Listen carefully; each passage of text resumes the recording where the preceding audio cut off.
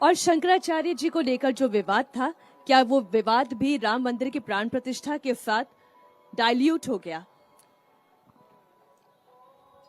मेरी सच्ची धारणा बताता हूं। हमारे अंतःकरण में हमारे शंकराचार्य पीठों के लिए अत्यंत आदर होना चाहिए। यह पीठ अत्यंत महत्वपूर्ण पीठ है। यह पीठ आदरणीय और पूजनीय पीठ है। जो कुछ बातें पीठों के नाम लेकर के कही गई, वे बातें छद्म लोगों ने उनके नाम पर प्रचारित कर दी, और इसलिए इसमें शंकराचार्य पीठों का कोई दोष मैं नहीं मानता हूं। और मैं यह अनुभव कर रहा हूं, क्योंकि आप देखेंगे जब इस प्रकार का कुछ प्रचारित किया गया कि आचार्य पीठों का इसके लिए विरोध है, तो हमारे श्रृंगेरी पीठ के पूज्य आचार्य जी ने अपना वक्तव्य लिख करके प्रकाशित कर दिया। हमारे द्वारका पीठ के पूज्य शंकराचार्य जी ने अपना वक्तव्य लिख करके प्रकाशित कर दिया कि राष्ट्र की इस मंगल बेला में हम लोग अभिनंदन करते हैं और हमें भी अत्यंत आनंद हो रहा है। हमारे पुरी के शंकराचार्य जी महाराज, जो स्वयं अत्यंत श्रेष्ठ विद्वान और पूजनीय पुरुष हैं, उन्होंने भी यह जो हो रहा है उसको अमंगल नहीं बताया, उसके लिए आपत्ति नहीं जनाई। अब उनका एक विशिष्ट दृष्टिकोण है कि वह विशिष्ट प्रकार से होना चाहिए था, लेकिन वे भी इसके विरोधक हैं, ऐसा मैं नहीं मानता हूं।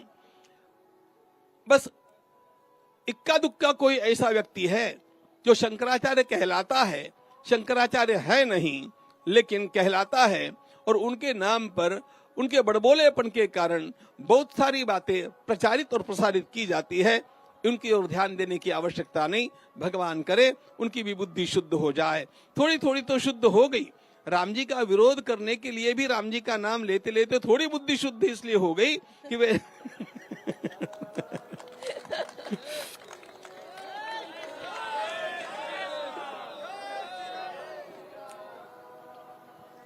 कि उनको भी पुनः पुनः कहना पड़ रहा है कि मैं विरोध नहीं कर रहा हूं।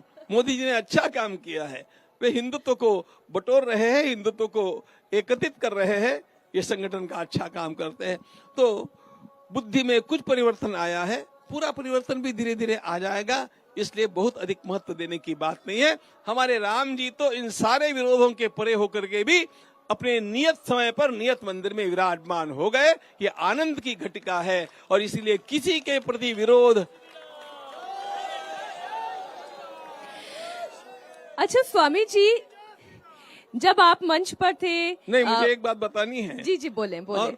और दूसरी एक महत्वपूर्ण बात है कि इन सारी बातों को निरस्त करने के लिए हमारे कांची के पूज्य शंकराचार्य जी महाराज, जगत गुरु श्री विजेंद्र सरस्वती जी महाराज स्वयं